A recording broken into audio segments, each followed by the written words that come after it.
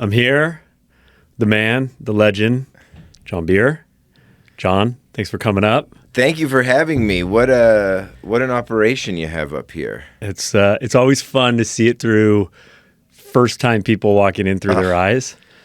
It's not just the operation, by the way. It is the energy of the people that are working here.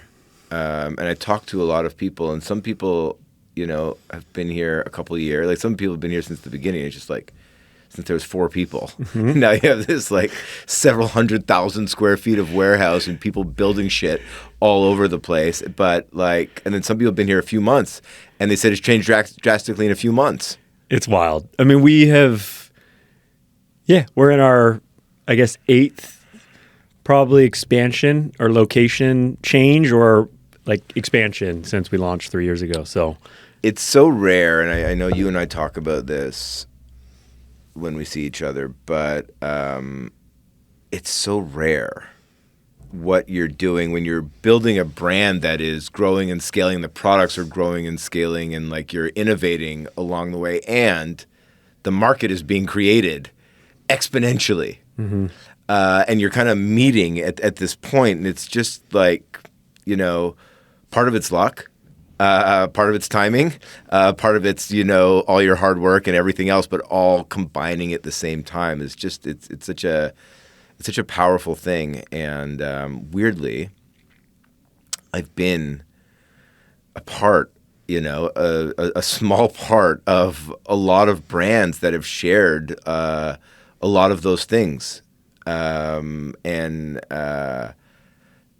It's just interesting, but to feel the energy and to see what you're building here is wild, because I know I'm going to come back in like 6 months, and it's going to be completely different.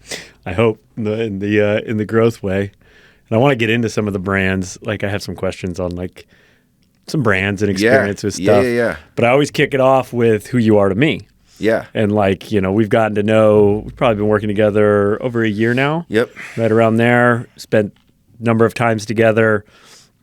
I think one of you're obviously just like an interest. You have this gravitas of like interest, like everything about you. There's just interest. You are express someone that's interesting, but you have this ability to you're like so non-judgmental, and you allow people to be free around them. And I think it's one of the coolest traits of everyone that I hang out with, where it's like, you are who you are, but you're like curious, and you allow people to just express themselves in like a very comfortable, non-judgmental way. And I just really want to acknowledge it, man. Thank you, man. That feels good. Thank you. I really appreciate that. Yeah. And how we first met, I remember the call when you get on and you're like, we were like, we get the call that I didn't even know who Jack Taylor was. And Jack Taylor, what the agency was, you're a PR firm. People listening, Jon is the founder, CEO of Jack Taylor. It's a PR agency, in my opinion, the largest PR agency in the kind of health and wellness space, growing substantially. Biggest brands out there, working with them. We get a call. Hey, we get an intro. I think it was Aubrey. Is that Aubrey Marcus? It was. Hey guys, I have an intro. I want to link you. I asked him for the intro. Okay, so you asked him for the intro, and I get an intro, and of course Aubrey says something. It's like I tend to listen. I listen. Yeah. Let's hop on a call. And your pitch was so fucking good, into just like, I've been watching. You guys weren't ready. Now you're ready. And I'm wanting to work with you. Yeah. And it was like, okay, I think I guess the bastard has shown up, and we want to work together. Anyways, that was like, I don't know if I'm sure you practice that a lot or how you come in, but it was so authentic, and so it was very comfortable. I don't practice it at all. It was great. It was awesome. And Mike and I were like, okay, let's make this happen. Let's work with you guys. Yeah, it's funny on those pitches because there's certain things, like I often have those calls with my president, Heather. And so a lot of Heather's things are like tactically how we work, because I'm very big picture, why I believe in this and why it's the right time. And that's completely different for every brand. That really is just based on literally what the product is, what the market is, what the cultural conversation around it is. And then Heather's like, here's actually how the work is actually going to get done.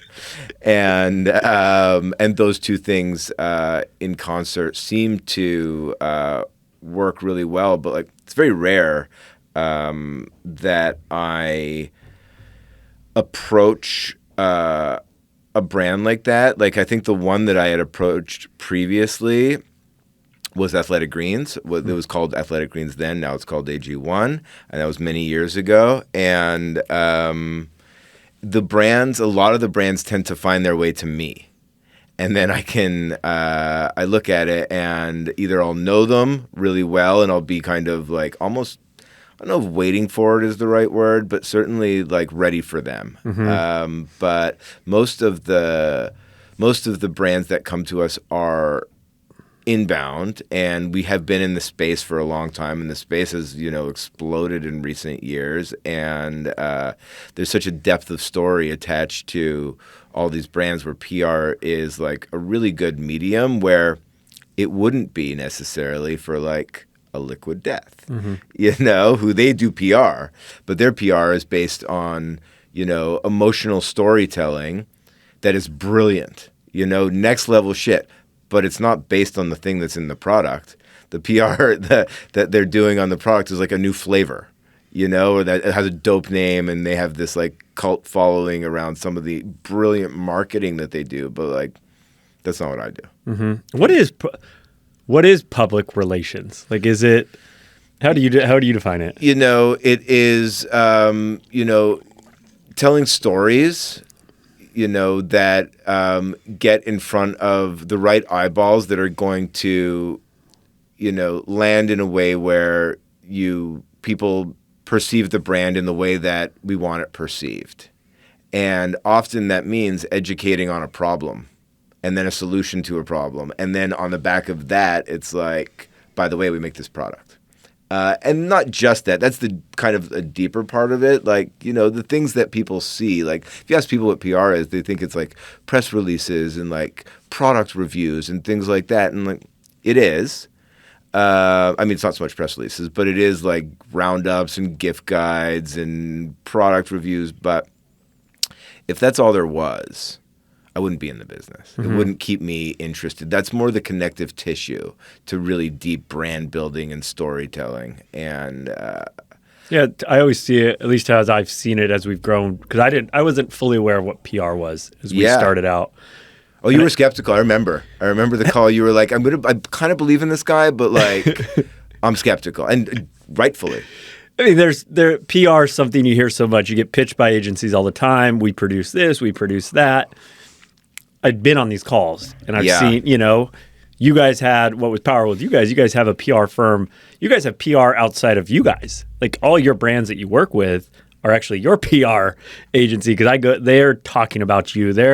I'm getting advocacy from them, or that was how we kind of found out, like, this is legit. Like, no one's leaving this company. Yeah. Like, that says a lot. There's no like big turnover cycle. But what I've seen is PR is like third party storytelling or advocacy. Like, it's like, we can only say so much at Plunge of what we are. You need other parties to bring validation, and it's so much more powerful when someone else is saying it as opposed to yourself saying it about. And that some of that can be, listicles and things like that just kind of happen, but then a lot of that has to get earned, and you have to find the right, publications that are willing to like tell the story about you or want to learn about you and get come to understand it. It's some of the most powerful stuff out there. And it has to be really well timed in the conversation. Otherwise, it's gonna fall on deaf ears. Like, nobody 3 years ago, like when you started this company, other than Wim Hof, who's really like, has been doing this for a long time and was popular 3 years ago, but nobody was doing this. But you could feel the market. You could feel the market picking up, and you could feel the demand for it. And it wasn't just a thing that was happening in the biohacky space, but in also same thing in those days, look at what's happening in sauna. And I I can nerd out on this shit that I don't know how interesting it is to most people, but like, there's a war happening in sauna. There's a war. Tell me what the war is. And, you know, like sauna used to be, infrared saunas were the really cool thing 5 years ago, and it was a female purchase largely, and there was a lot of messaging that it heats you from the inside, and so it doesn't have to get as hot, and it's really, really good for skin because it's detoxifying. I would even hear stuff that went as so far as like, you know, my towel is like black after from all the toxins that are on there, and it's like your towel's black because your skin was dirty, you know, like. But and that was the message, and the message that was that traditional saunas are aging, and then as the market started to be created through different stories in the space, it started being. But a traditional sauna, it started being about hormetic benefits, and it started being about stress, and it started being about, you know, heat over 180 degrees, and also the Swedish studies and all those things that became popular about like reductions in all-cause mortality by like 40%. And who knows if that stat is legit, but apparently it is. Apparently it's a 20-year study. Like apparently a lot of big names are saying it. Yeah, well, it's the only wouldn't go out on study. that limb. And that study was done on a traditional sauna, which was a big part of what that movement is. But what's interesting is that the male consumer is the one leading the charge for the traditional sauna right now. Why I say there's a war, people are married. Most people are not having two saunas in their home. Mm-hmm. They're having an infrared sauna that is largely, you know, a female purchase, or a traditional sauna that is more and more frequently a male-guided purchase. And the male consumer in that space didn't really exist en masse a few years ago. It's being created. And then here you come, again, super innovative. And I didn't even know you were doing this when, you know, we started working together. But you're making a sauna that is you know, obviously unisex, but clearly designed by men. You know, a thing where you can push back the seats and you can do a kettlebell workout, or you can put in a salt bike, and they're not just for men, for athletes. And leaning into, you know, again, that market that is being created as you're, you know, scaling up to release this product. And then by the time you actually release it, which is a couple months ago, you know, the market is fully there to receive it. You timed it perfectly, and I'm not sure how intentional that was. What's your thoughts on it? I mean, intentional, like we were very intentional in designing it, yes, and building it. We were spent a lot of time and thought into, you know, 18 months of like real design and R&D that went into that project. So obviously Mike and I are guys, you know, we're male, like we only see, like that's our lens of how we see it. And so there was always like this, you know, if that's how it is, more masculine than feminine, I think, you know, we really tried to make it multifunctional. Like it was really just looking at what saunas are there. At the core of it, saunas already get hot. Mm-hmm. We went all in on traditional to the point that you talked about. 175 degrees or higher, hotter was what we wanted. That's where the studies were. We wanted to lean into what the science that was out was showing the impact. Second stage of that was our products. We want like high ROI on time. Okay. Traditional sauna, you only need about 15 to 20 minutes in there, and you're cooking. Yeah. Infrared, you need 45 to 60. It's a big difference, and we just believe the world's going to. We want our time is the most valuable asset if we can solve for that. Then from there, it's like, okay, what are the current dry traditional saunas? What can be optimized? Those were the things, and then that's when we brought in the tech of like, what if you could just schedule your sauna to turn on at 6 a.m. every single morning? What if you wanted to drive home and be able to turn it on from an app? Like it just seemed like simple stuff in 2022 that should have been existing. Then from there, it's like, well, what if space is the most valuable thing in a home? Okay, what if you could turn this into a mini yoga room or a mini room to do your spin class? Like, okay, how do you make that? Let's flip the benches up. Next, there's a comfortability. You're in the most uncomfortable environment. How do we make that a little more comfortable? oh, let's do it at a 14-degree angle. So you're at an ergonomic backrest when you're sitting in the sauna. Just so happened that also creates a different aesthetic and a unique design that we found is both masculine and feminine. Both sexes were like, that's really cool looking. It's really cool. So put all that together, that created the sauna. And that's where it's at with it and how we, market it. Then we bring in our fun and just our lifestyle to it. That's kind of been the angle to it. So, I think intentionality was like at the center of how we did it. Totally with the product. What I meant was with the market, just like you really, released it at the apex of, at least at that point. I think it's still even growing. But at that point, it seemed like sauna couldn't be any hotter. Well, you nailed it because of course, we launched our plunge, the cold plunge, in that product 2020. We started to build a pretty decent-sized consumer base, getting info of a core customer. We ran a survey about 9 months into that company, and when we launched Plunge, with all our customers, hey, where are you at with sauna? Would you buy a sauna? Basically, it was 40% were looking to buy a traditional sauna right now. Yeah. That was a crazy number. And this was like on a statistically significant amount of customers that responded to this. When was this? That was summer of 21. Wow. Probably late spring, early summer of 21. Ran that survey because we had so many people asking, who do you recommend or will you guys ever build one? This was not in our business plan. This was not in our roadmap. So that came to us and we were like kind of blown away. We're like, this is a very powerful number. If that data was the other way, would you have built an infrared sauna? No, I think we were committed to the traditional because that was just where we were going. Yeah. We probably weren't even as in tune.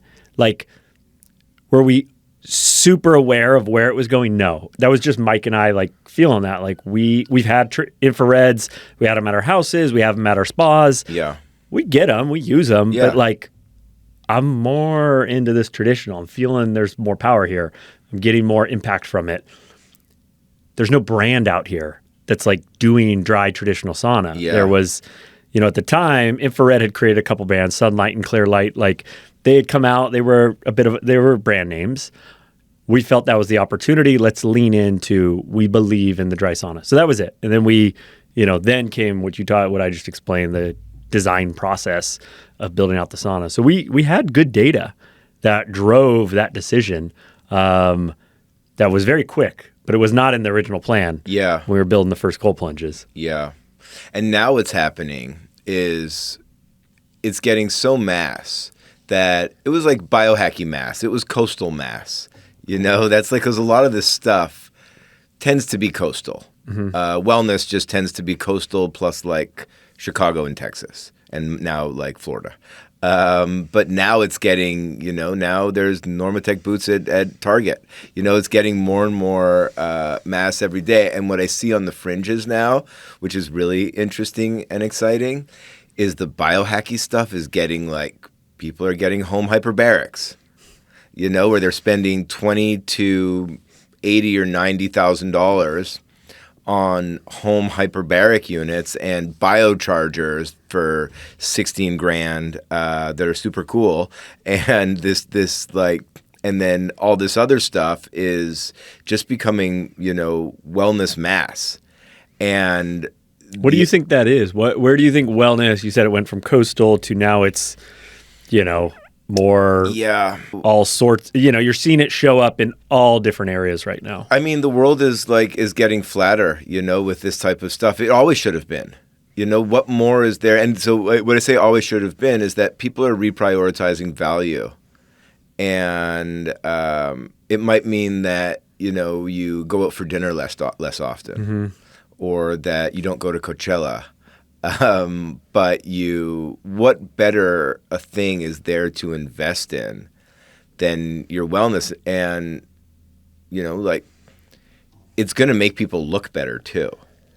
We've been in this plastic surgery era for a long time where if there's a problem, instead of fixing what the problem is, we actually just like put filler in it, mm-hmm. or suck it out or do whatever, staple.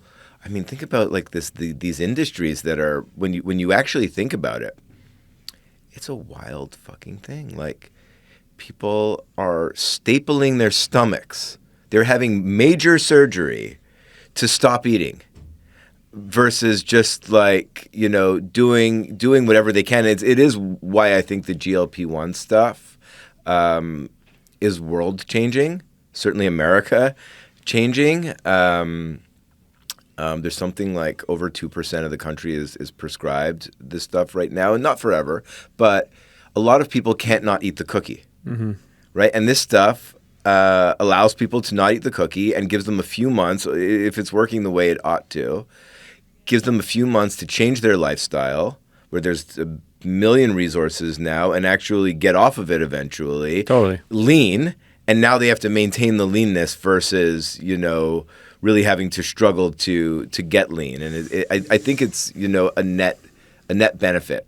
I really do. Well, I think it's like you're saying the longevity, people look better, there's that whole side, and you get to feel fucking great.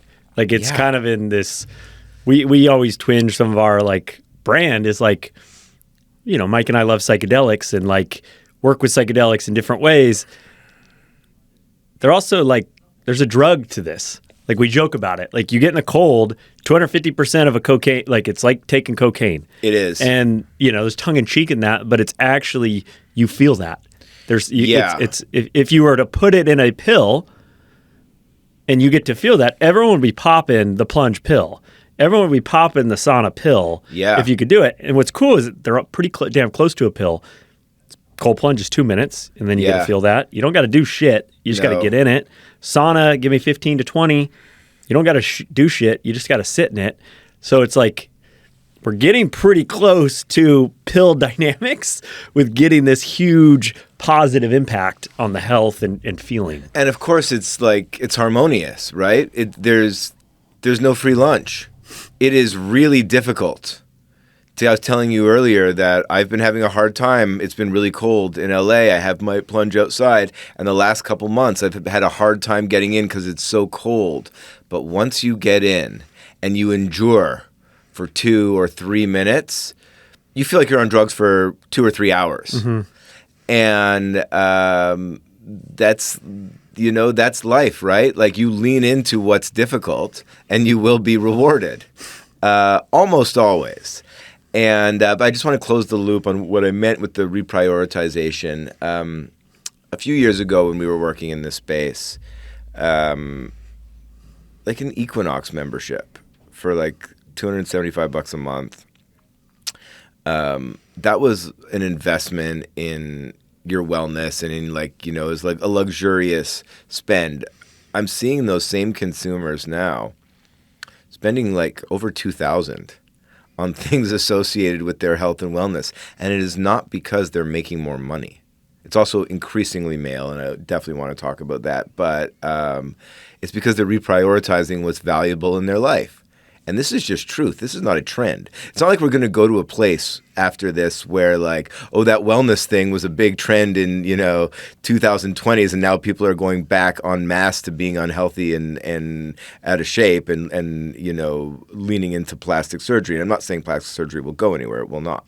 But it is a movement, and it is not a trend. And the most interesting thing in the entire trend is 40 to 60-year-old men that were never a category. They were never a category. There was the golfer. That was the big male spender category. Yeah, but I mean, like, they'll buy stuff like that. Well, cars is a great one because I actually think this is like a midlife crisis type of thing. And usually, you always hear about the men buying a Porsche in their, a sports car or whatever.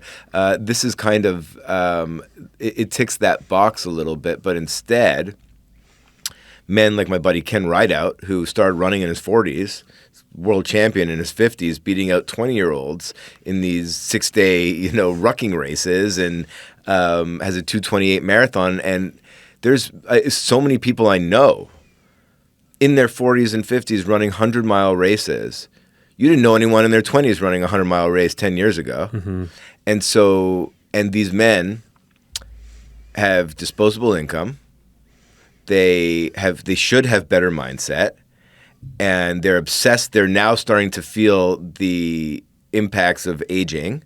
Fast twitch is gone. You can't compete in basketball and hockey anymore, but endurance should be able to, maintain or build with all those other things. And they're buying $25,000 bikes and running and doing triathlons and doing all these amazing things. So the category that is a new category that I'm most excited about from a growth perspective is that category. And I imagine that consumer will be your growth consumer as well. Yeah, it's a big part. It's a core.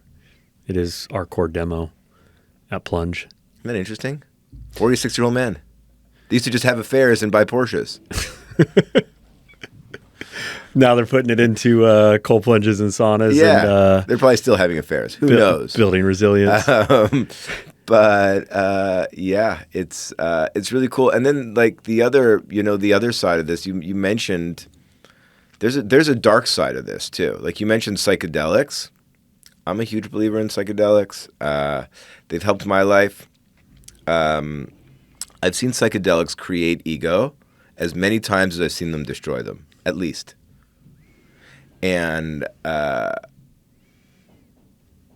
say it, I'm worried about what ketamine, which I've had amazing, things on ketamine. I am worried about the cultural impact of ketamine because there's things that are happening that it's so enjoyable, it's so helpful for problem solving and ego dissolution and all the stuff that they use it for. It's very addictive. It's very safe in a dose. It's not safe over time. And you're going to start seeing people having major bladder issues. We're seeing it already. Have you heard about this? Mm-mm. Okay, so ketamine abuse over time. And sometimes it's moderate, sometimes it's heavy. But, and it's just starting, it's called, I think, like ketamine, like cystis or something like that.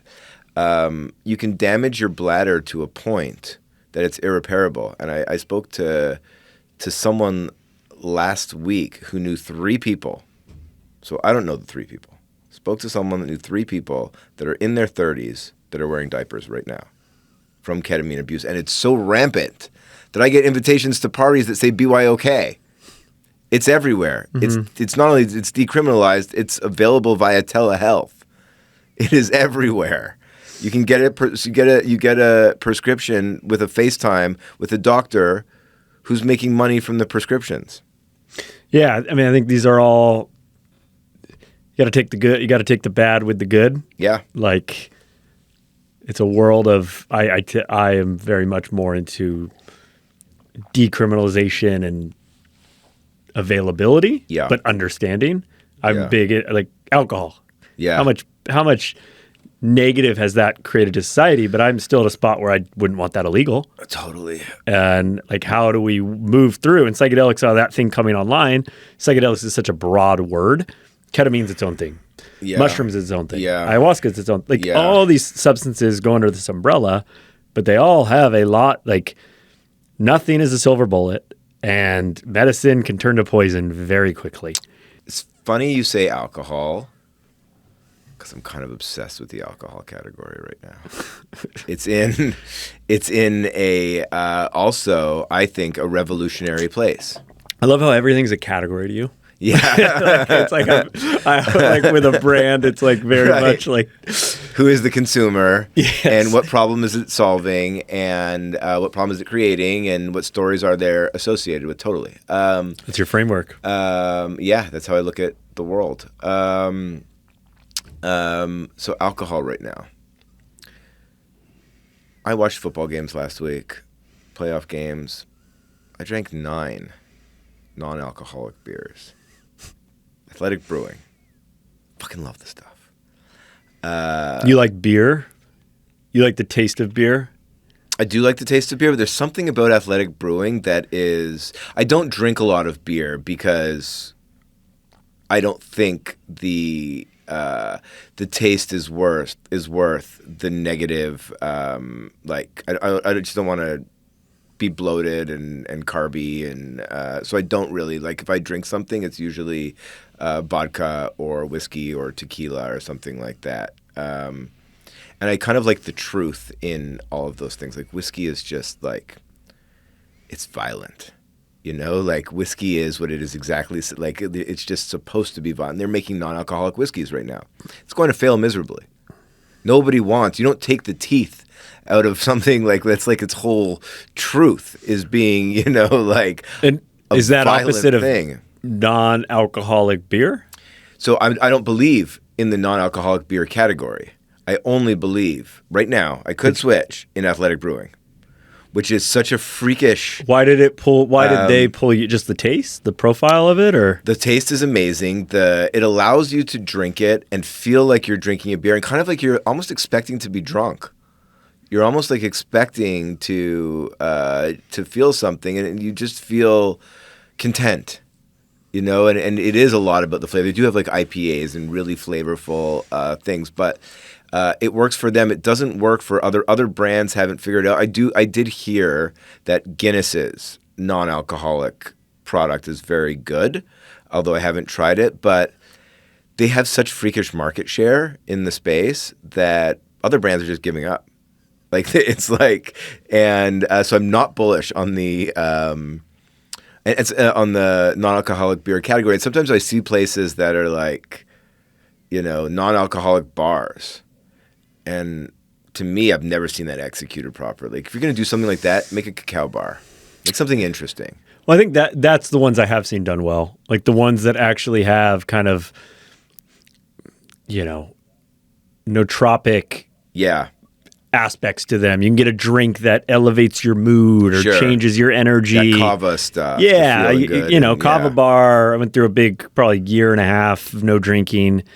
And I would hit a kava bar here and there. Yeah. But I think there's an opportunity for a high profile mocktail meets kava meets elixir drink. It tends to be those worlds are kind of like festival crowds though. It's like, how do you make it that those can go like mainstream? Yeah. Where it's just like a night out that you want to go have a good tasting and feel. Yes. It feels trendy to me. Versus something that has real staying power, although that can evolve. But what doesn't feel trendy to me and is something that is really interesting is low-alc wine, which doesn't work with other spirits, just by the percentage of alcohol. Like no-alc whiskey is a Portlandia episode to me. Like it feels weird to me. But low-alc wine, I think, is really, really interesting because they can make it taste that like full-bodied taste of wine, but have half or less alcohol. So you can instead drink a bottle of wine and enjoy your night and not have the awful depleting effects of drinking alcohol, which also like wearables like have educated. Like a lot of us are wearing some kind of wearable right now.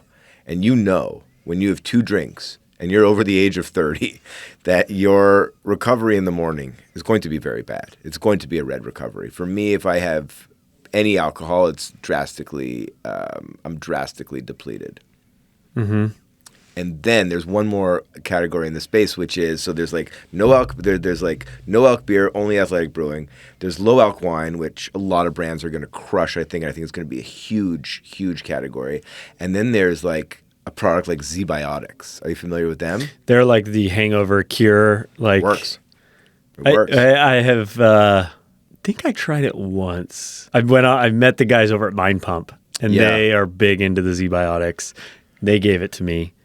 I don't know if I actually ever took it. Anyways, it works. You have to drink it before you drink alcohol. Correct. And then if you have like 3 drinks, you will recover properly. If you push it further, I haven't, like, I've done it once. It was at an event where they were at, and it was like one of those like entrepreneur gatherings. So maybe, I mean, I will very rarely have more than 3 drinks. So it seems like you see a big trend right now in like the offsets of alcohol. Yes. like whether it's the non-alc option, Yeah. low alc alternative, I love it. and then hangover type cure. Yeah, because it's been ubiquitous in our culture. I mean, you see movies from the 50s. I mean, guys would slap their wives in those movies. So it's like, when you think about like people from the 50s, like you look at like the 50s, like, and it's like culturally, we're completely different. But they would have nightcaps. And I always thought it was so cool that like they'd have this like bar cart. Their bar carts are cool, right? And they'd make themselves a whiskey before bed, and they'd take a shot, and they'd go to sleep. And they did it, but like did we lie to ourselves for generations and not realize that like you're gonna wake up at 2:00 in the morning like with a dry mouth, feeling like shit. I think about that all the time when I see like Mad Men or like they have the drink in the office and they're drinking, and it's like, and they all look so dapper. They look amazing. Yeah. And it's like, that is,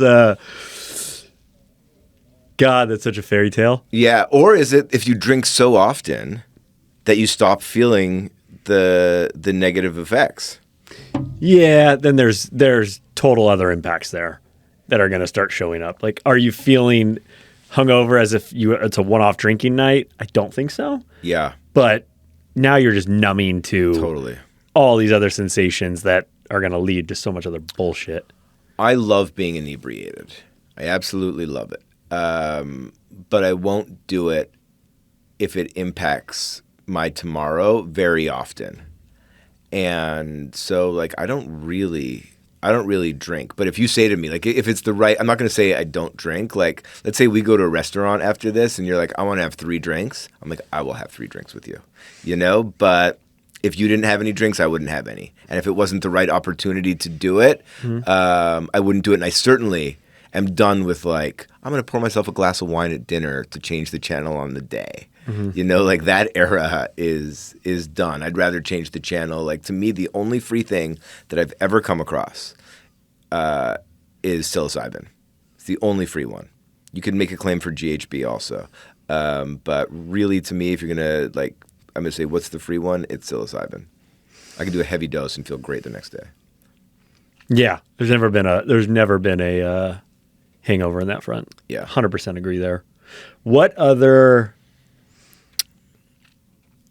categories right now, outside we just went in the alcohol space, is a fad or huge option? People listening, starting a business, getting into something. What are the world? Give me one you would stay away from that might have some feel like it's staying power, and one is like a big opportunity. Okay. Big opportunity, but TBD. There's a couple. I mean, the one we were talking about earlier that I'm all over is pants with stretch that look good. The comfortable, the myth of the comfortable jeans, and the brands like Rhone and 10,000 that are really making functional pants that fit good, that you could do the splits or kick someone in the head if you were capable of either of those things. And you could work out in them, and you could also like sit at a desk all day and be comfortable. I love that. And there's room for so many brands to gain market share in that category because they're pants. Like those are as masses as you can get. That's such a staying power with the consumer too, from like, especially a guy perspective. Once you find a pants like that you like, yeah. At least for me, I'm buying that pair. Yes. Like, I'm not hopping around to 50 different companies. Totally. I'm sticking around. Just give me some new options every once in a while. Yeah, I'll do that. I'll buy multiple colors, and sometimes what I'll do is I'll buy, if I see something that I love, and I do go back and forth between LA and Hawaii, so I'll just buy the same things for each place, so I don't have to bring different stuff. But maybe that's me. But the other thing that I think is really interesting in that space right now is the recovery shoe. Where the fuck did that come from? Kane just invented a recovery shoe. Yeah, they turned Crocs into leisurely. Out of nowhere, and then everyone's knocking them off now. And like whatever, competition's like healthy. If you're in the shoe business and you see a market for a thing that never existed before taking off, like I don't fault you for making your own version of that thing. That's, how progress is made. But Hoka makes them now. Patagonia makes them now. Cane is an explosive business now, and it wasn't a category. The recovery shoe, now people are going to the gym sometimes with 3 pairs of shoes because they've got their lifting shoe, which is different from their cross-training shoe if they lift with shoes, or a lot of people lift like a lot of people squat barefoot. And they've got the recovery shoe for after. And you know what? There's a huge correlation between, like, anytime I go to a plunge event, Cane is the number one. Oh, everyone's in Cane. Everyone's in Cane. We are a walking Cane billboard. Yeah. The plunge team. And I actually can't wear them. Why? My ankles are how it's like cut on the side. Like it gives me blisters on the top of where my foot goes in on the ankles. Yeah. I've wanted to wear them and I can't wear them. Yeah, you'd have to just wear them with a slightly higher sock. Yeah. Yeah, but who's wearing canes with socks? That's like wearing flip-flops with socks. That's Canadian. I feel like Canadians do that in the winter. They do like Birkenstocks with like wool socks. What's a fad? I'm trying to think. The benefits that we are being promised from hydrogen water, there's no world that those benefits are actually the benefits. And it might just be that there's people that are,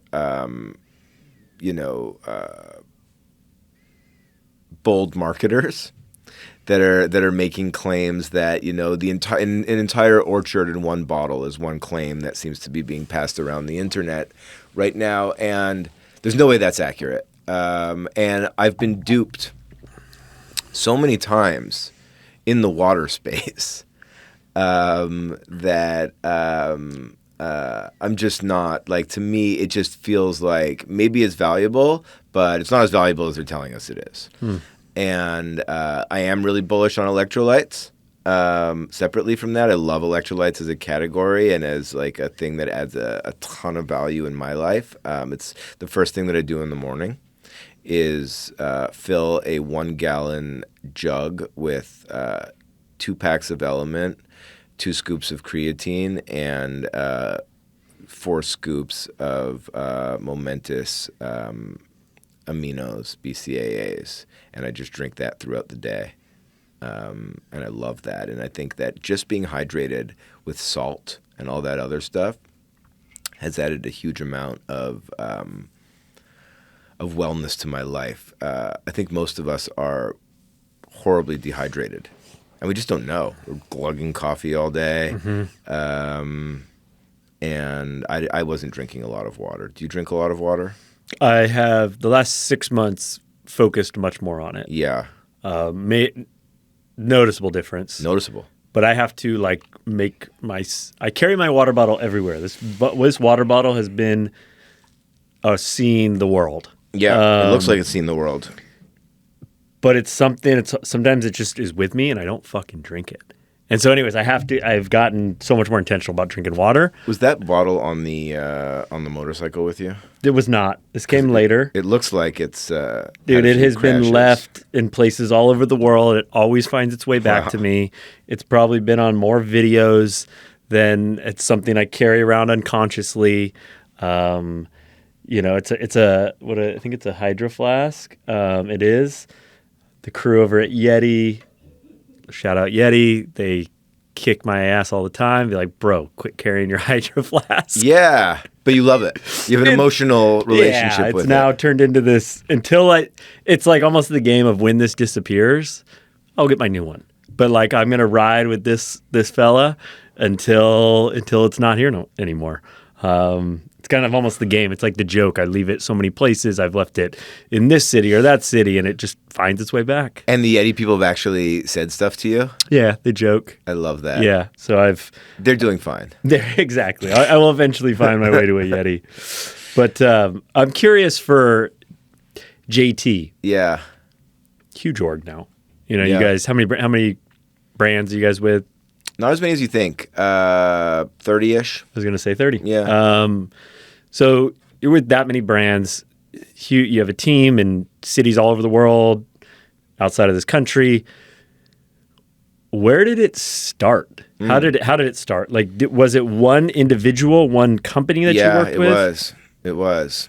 So, and was it a PR firm that you envisioned, or what was the initial like? So this is what happened. There's a great thread here. So I was a failing attorney, miserable, and What type of law? corporate. But Okay. really, like, second guessing. It's like you go to school for a bunch of times. You write like a bunch of years. You write bar exams. I was never into it, but I just didn't know what to do. And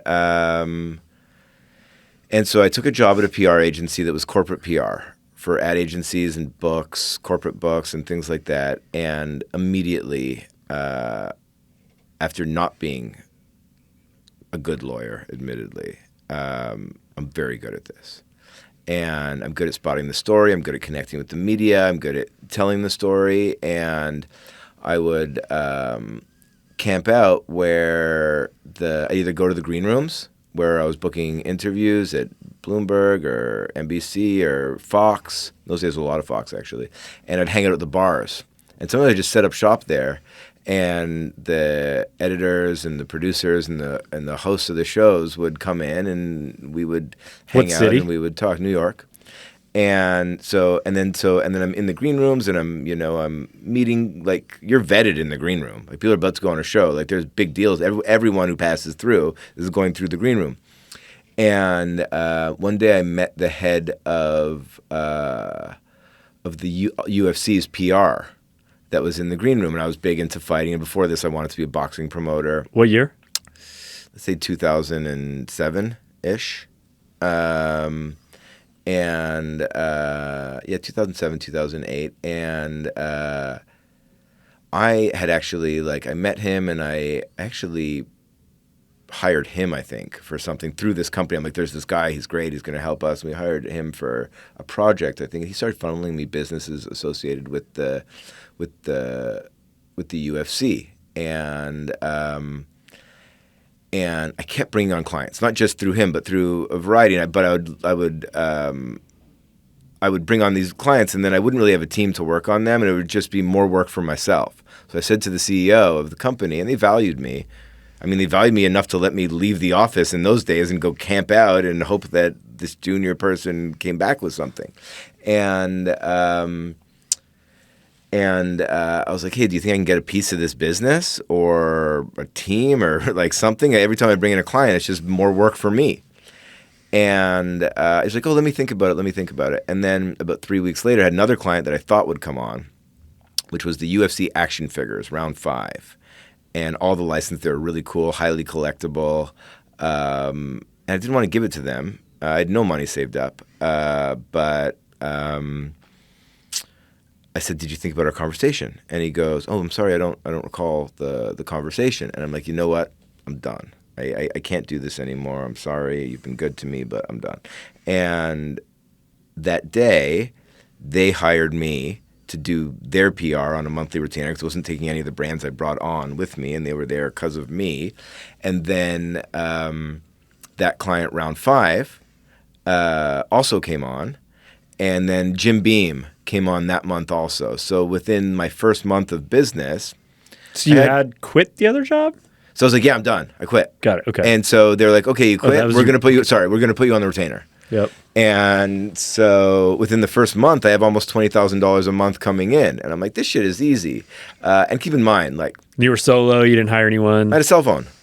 But, like, I do not have... Like, my skill set is, like, really, really unique. And it's very strong. But, like, I would invoice clients, and it would take me, like, 8 hours. You know? Like, I was, like... And I was doing everything. But... and it got obviously, you know, more challenging as you're growing I wasn't even a professional. So it's like I'm learning the business on the job. I'm bringing on business. I'm trying to grow the company, and I'm also growing as like a person. Like for many years, I probably didn't invest what I needed to invest in the company. I was like so excited to have money that I was like spending it like, you know, someone in their 20s who's a bit of an idiot would be doing. And living a pretty unhealthy life, you know, going out, you know, under the guise of like, this is good for business, till like 2 a.m. every day in New York, and then still like waking up at 7 and going to jujitsu or something like that, and taking Adderall all day and glugging coffee, and probably did that for 10 years. But a lot of the early brands were related to masculine things. A lot of them were like, we worked with the UFC license for a while with apparel, worked with a lot of brands associated with it. We became the agency that was like that type of thing. There wasn't a ton of money in it. Like in those days, and even to this day, those are like much smaller retainers. And then I always leveled up from clients. That was like the thing. So did you get them all through referral? Yeah, just also there's like a bit of magnetism, right? Like you show up and you are, who you are, and like things just kind of appear when you need them, And I know that that's not like something that that people can really learn from, but so this is I can track my business basically through a certain few clients, right? So we get round 5, we do a really good job with round 5. And then a client called Roots of Fight comes to us. Still a brand we're associated with 15 years later. And one of my best friends, the founder, and they have 60 of the greatest licenses in sports, a lot of them heavily fight related. But have you heard of them? Anytime you see someone wearing like a Mike Tyson or a Muhammad Ali or a Rey Mysterio shirt or anything like that, it's them. And they're amazing. It's super high quality and they're incredible. And then I crushed that. And then someone introduces me to Aubrey Marcus. Similar story, actually. Like you guys, Aubrey was a big part of your story. And Aubrey was my first brand, and On It was my first brand that was more in the wellness space. It towed the line because they were associated with fighting also, and the Joe Rogan thing and all of that. But it was also like supplements and fitness equipment and that sort of thing. And then so I think that like On It was a really long-term relationship, and we got a lot of, brand value from that and a lot of looks from that. And then, Whoop came to us, and I actually helped Whoop with a photo shoot like last minute. They're like, we need some athletes here and this and that. And I was in Venice, and I was like, and I delivered. And then, from Whoop, we were able to get like Hyper Ice and then AG1 and then, all the way up to you guys. And so like we've definitely like leveled up client from client, and along the way, refined what actually we wanted to do. Because you certainly in your early days we were always really picky. But there were times, especially in the early days, that I'm like, I got to make payroll. I got to build this business. I'm going to take a brand that I'm not excited about. Mm-hmm. It never worked out well. But I've also always been really good at predicting the industries and the brands that I am obsessed with. And I can look at my roster now and like, I love everything. There's not a single brand on there that I don't really believe in. There's difficult brands. There's brands that timing-wise, it's still difficult culturally, especially in the precision health space, which I believe is changing the world and will be something that is, ubiquitous. But it's difficult to get press for supplements still. So you need a supplement brand that has real depth, and most brands I can't work with in the space, even if they're dope. Even the products are amazing because there's not really that much. Like, how much are you going to say about a protein? Mm-hmm. Anyway, maybe I'll pause there for a moment. I just talked for like 7 minutes. No, it's cool to hear the story. It's, you've gotten to a spot where you can now, like you said, you called us and said, I am ready to work with you guys. So, that's a very powerful, like, yeah, anyone could go say that to any, but we felt it. Right. And that's, you truly mean that. And you feel that. And it's like, we're not on the front end of your first like 5 years of building this company. We're in year 20 or whatever it is, 18, 15. Yeah. Now you're at that spot where you're at a position to go state that. And that's like, that wasn't built overnight. No, it's so wild because some of our first clients before we were defined were like Toyota. We launched a Prius in Paris, in France, with Toyota because, I had a relationship with the advertising agency that did it, or Sony Pictures Classics. We did a bunch of movies with them, early days. You know, like a movie called Red Army, which was amazing, and Foxcatcher a few years later, which, you know, got nominated for 9 Oscars. Didn't win any, but it was amazing. Did you ever see it? Never saw it. Good movie. Tough, like really intense. But Which if I were to go watch one, Foxcatcher or Red Army, which one? very different. Okay. One's a sports documentary. Which one would you recommend?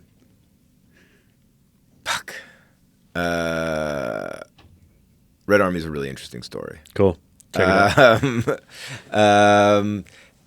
But both very, very good. And Steve Carell, Mark Ruffalo, Channing Tatum in Cool. Foxcatcher. Big names. Big names. Anywho, so we were able to get those clients, but like in those days, getting them was like you're taking a chance on this kid with like not super polished, has like 4 people working for them, like clearly not the like his invoices look like shit. Was this the time that you were? I've gotten word. I don't know if I heard it through you or maybe your team. You'd always wear like a 3-piece suit wherever you for went. years. That was like no one ever saw you outside of that outfit. Yeah. What was years. the premise behind that? Was it an image? Was it a bit of insecurity? Was it like All of those things and more, and actual like. So my grandfather was a tailor, although I didn't get my suits from him. I also got really into the show Boardwalk Empire, and like you start believing your own like you shit. Like I was getting like all my suits. I have 100 suits. All of them have pocket. They're all 3-piece. All of them have a pocket watch chain hole in the vest that is like custom.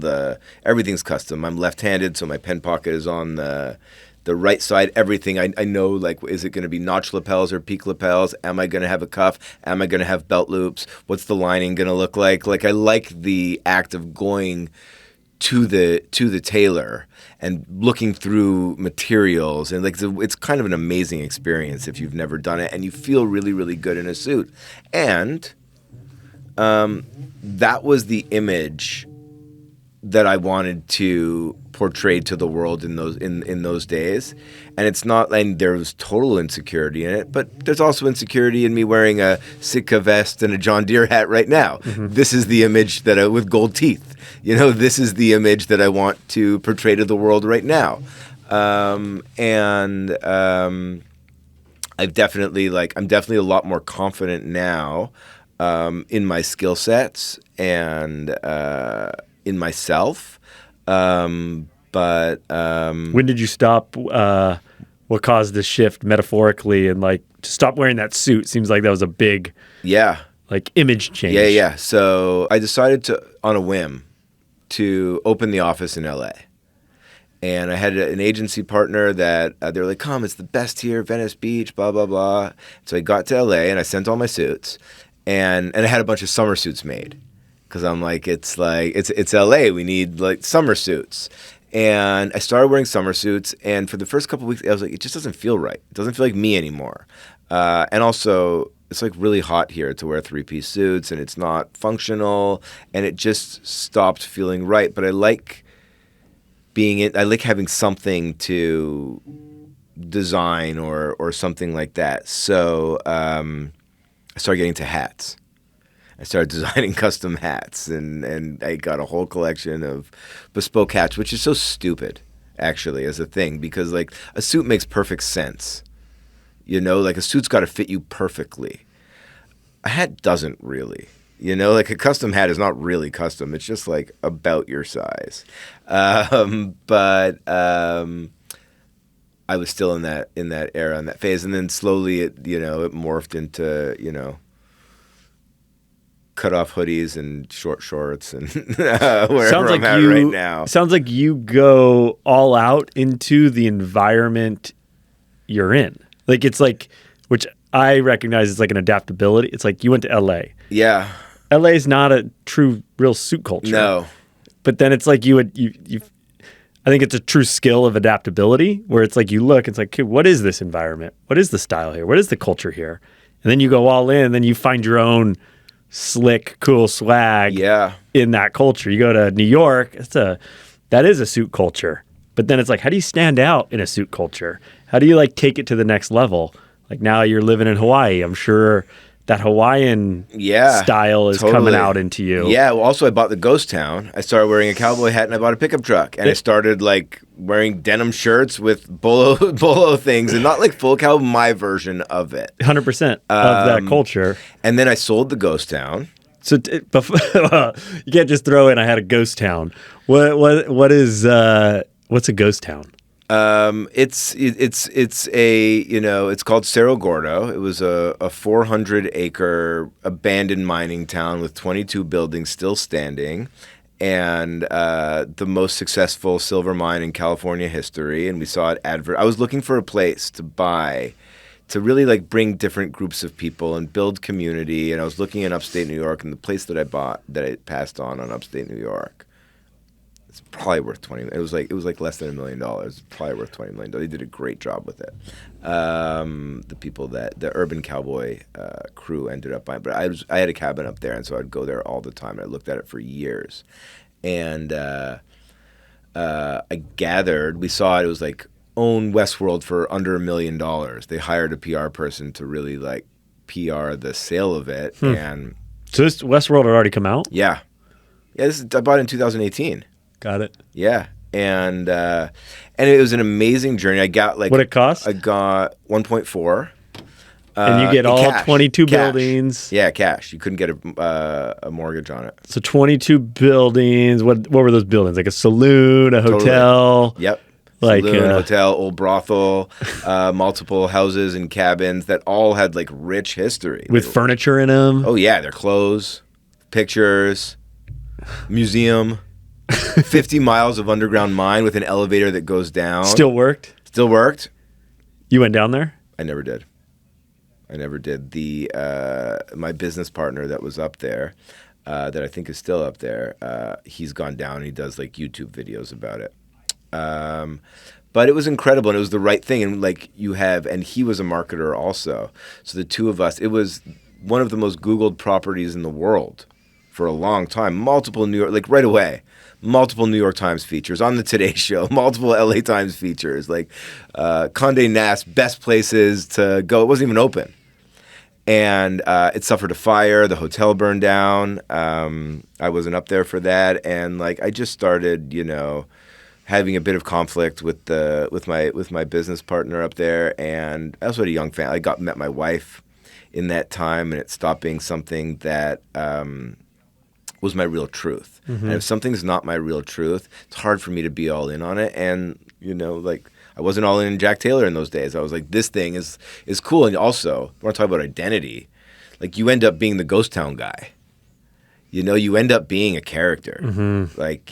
And everybody, I'd already had a successful company at that time, but anytime anyone would introduce me to anyone, it was always, he's the guy that bought the ghost town. And it was a great experience, and I'm glad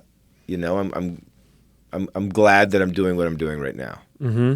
It's incredible. I mean, I always think that's just I know you as Jon, the founder of Jack Taylor. Right. That's just like a cool side story. Yeah. But it's interesting to hear that was the identity that you had to shed. And actually, that was who you were. Yeah, and we were offered, like, multiple TV shows. Like, it was like they were going to all the networks. We had signed with one of them. Like, it was like a really, it was a thing that was going to be all-consuming. Mm-hmm. As it should have. It deserved that, too. But now, like, I have so many cowboy hats. Can't wear them. I do not feel comfortable in them, and I look weird in them. Whereas before, I just owned it, like it was my thing, and now like it doesn't work for me. And I never liked people. Also, would just start buying me cowboy boots all the time. I never liked cowboy boots. Not that I don't like them. I actually like them very much, and I like what they represent. And the West is incredible. It's this masculine thing, but like, I don't want to wear shoes that like I can't, sprint in, run or fight in. Yeah. Like those are just difficult shoes to get in or out of a situation in. And totally. Again, I want functional shit. Yep. What to kind of wrap this up, and we're gonna head for a hike here. Yeah. Gotta get out. one thing I've always been curious on in your time with Jack Taylor, what is the greatest, let's go in JT and outside of JT. So we'll start with Jack Taylor. What was the greatest PR stunt that you guys were ever a part of? In JT and out of JT, greatest PR stunt. What's the greatest you've ever seen that maybe you weren't a part of? Just like your observation as a guy that has a PR agency that you're just like, holy shit, they nailed that one. And then one that you participated in outside of the work you've ever done or with your clients. Who is so I got myself into this first question. The outside, like, what is such a good PR? I love what Prime does, and it's not really PR; it's marketing. You know, but again, Prime is not a brand that I want to work with or that I would work with. But what those Paul brothers do, both of them, I'm so impressed by them, and like I sometimes hear people hating on them, and I find it weird. And I understand you don't have to like them as people, but just be impressed with what they're doing culturally. Their walls, my friends' kids, their walls are covered in Prime bottles. There's aftermarket, like, rare flavors that are selling of hydration product, selling on, South Park did an episode about this, selling on the black market for over MSRP. They are creating this brand that, like, Gatorade's not going to be able to buy them in a year. No, Gatorade's been building this thing, you know, for forever.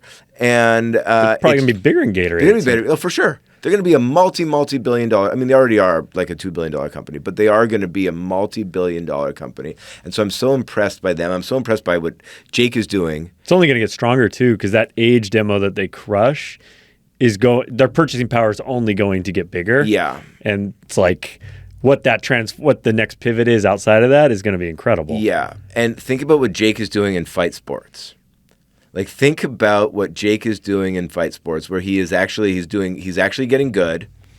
He's selling more pay-per-views than all but the biggest stars in the whole world. The guy who didn't box 3 years ago. We're all captivated by it. I buy every pay-per-view. And, like, people are always like, oh, man, he kind of looked like shit. I'm like, yeah, he's been boxing for 3 years, and he's fighting, you know, people like Anderson Silva and real boxers. And I think, like, just – and by the way, let's say he gets knocked out, right, in a fight. Let's say he fights someone and, like, he gets knocked out cold. You know, he could literally the next day be like, cool, I'm going to be a kicker in the NFL. Follow my journey on that. You know? And that is so powerful. And he's creating industry in women's fighting that's never been done. He's giving Dana White a really hard time while his brother is one of their biggest partners. And I'm just really impressed with what these kids can do with new media in a way that, like, I might have even dated myself by calling it new media, you know? But, like, I was talking to this guy, Jesse, MTV Jesse, his name was one of the founders of the Nelk Boys and Happy Dad, and he sold it. And he grew up in Canada, poor, and started this YouTube channel. And he said on his first drop, which, keep in mind, no inventory. He was selling apparel, branded, you know, apparel, print on demand. So no inventory. He said he watched for 16 minutes as they made $1 million a minute on Shopify. Just based on the power of, like, their own personal brand on YouTube, etc. And that's unprecedented. That's never happened before in history. And it's not what I do, but you can't ignore that shit. Yeah, they're their own Mr. Beast in their own category, where it's these, you know, attention is an asset, and they are ultimate at it at a scale that's really never been seen. Yeah, I mean, I know a lot of these people that are the deepest pros in the apparel space that you could possibly be with, you know, the top experience at the top companies, building these incredible brands with these incredible designs, and then this print on demand crap. That is like shit quality, poorly, like, you know, like just comes out and, you know, in 15 minutes sells more than they're going to sell in the entire year. You know, and that's just unprecedented and amazing, and part of, you know, something that you have to learn from. And Totally. So I'm impressed by a lot of that stuff. When we're on our hike, I might think of something that I'm like, fuck, that was a good thing that I should have brought up. But like, I'm cool with that answer. Love it, man. Well, thanks for letting me into your mind a little bit more, getting to know you. And yeah, everyone listening, where do you share yourself to the world? I'm not a huge sharer, but at Jon Bier, Jon Bier, Bier 13 on Instagram. I'm really trying hard to stay off Instagram. Are you good with that at all?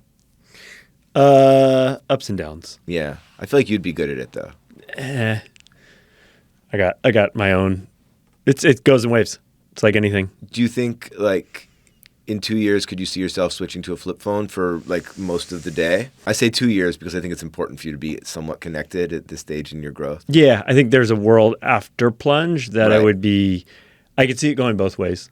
I could see it doubling down and leaning in a bit more Yeah. on it. I could also see I'm closing it up, and I'm, going my own space for a little while. I see both as actual path that are going to happen. So Cool. yeah. So Jon Right. Bier 13. If you're a up and coming wellness brand, Jack Taylor. Thank you for giving me the all the kudos and the time, and it's such a beautiful thing that you're building here, and I'm really grateful to be just a small part of this story. It's been fun, man. Just getting started. Cool. Thanks, man. Bye.